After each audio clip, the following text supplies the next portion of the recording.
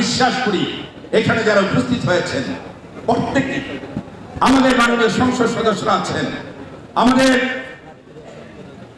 আওয়ামী লীগের সভাপতি সাধারণ সম্পাদক আছেন, উপজেলা চেয়ারম্যান আছেন, ভাইস চেয়ারম্যান আছেন, সিটি কর্পোরেশনের মেয়ররা আছেন।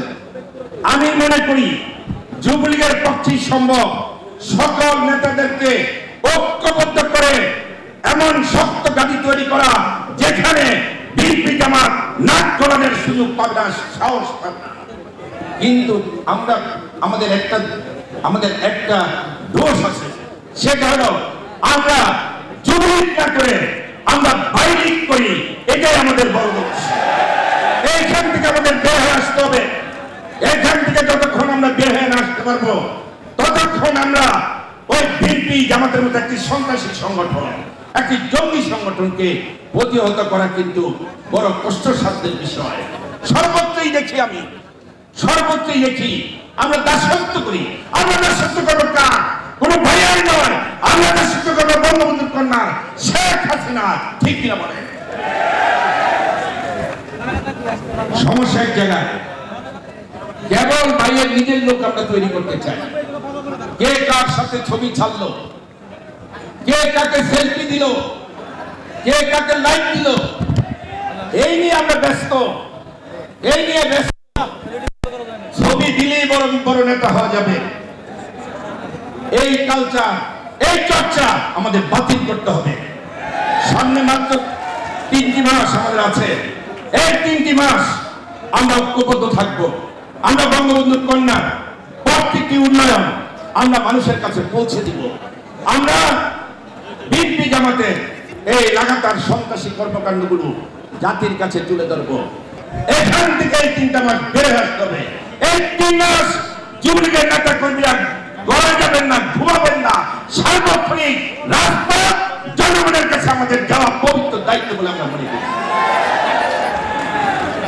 উল্লাস করেছে বিএনপি জামাত 2001 থেকে 2006 সালের সেই করুণ চিত্রটি আপনারা যারা এখানে বসা আছেন একবার স্মরণ করুন, তারপর বিএনপির সাথে আত্মীয়তা করেন, তার আগে কইলেন না। বিপদ সামনে যারা মনে করে থাকেন বিএনপির সাথে ব্যবসা করব, বন্ধুত্ব করব, আত্মীয়তা করব, তারা ভুল করবেন। কারণ বিএনপি এমনই একটি সংগঠন যে সংগঠনটির কোনো মানবতা নেই, সংগঠনটির কোনো বুকপিক নাই। তারা সুযোগ পেলেই সুবল মারে, তার ইতিহাস এই কথাই বলে। আমি অনুরোধ করতে চাই আপনাদের কাছে, বিএনপি গভীরভাবে ষড়যন্ত্রে লিপ্ত হয়েছে বঙ্গবন্ধুর কন্যাকে পরাজিত করার জন্য, বঙ্গবন্ধুর কন্যাকে ক্ষমতাচ্যুত করার জন্য তারা গভীর ষড়যন্ত্রে লিপ্ত, দেশি বিদেশি ষড়যন্ত্রে লিপ্ত। আমি আমার যুবলীগের ভাইদেরকে বলতে চাই, কোন দেশ পক্ষে আসলো, কোন দেশ বিপক্ষে গেল, সেটা বিবেচ্য বিষয় নয়। জনগণ আমাদের পক্ষে আছে কিনা সেটাই বিবেচ্য বিষয়, এবং সেই প্রতি আমাদের হাঁটতে হবে। কারণ জনগণের শক্তির কাছে কোন শক্তি নয়, জনগণের শক্তির কাছে কোন ষড়যন্ত্রই আমাদের সামনে দাঁড়ানোর ক্ষমতা রাখে না। খন্দকার গোস্তাক কিন্তু আমাদের দলে ছিল, এবং খন্দকার গোস্তাকদের ব্যাপারে আপনাদের সজাগ থাকতে হবে। যুবলীগ শক্তিশালী হোক, যুবলীগ ঐক্যবদ্ধ থাকুক।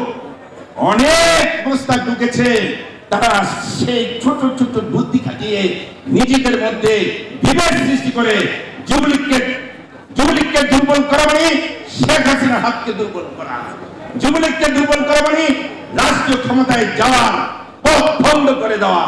তাদের ব্যাপারে সজাগ দৃষ্টি রাখবেন। বাস্তব, এটাই বাস্তবতা, এর বাহিরে কোনো সুযোগ নেই।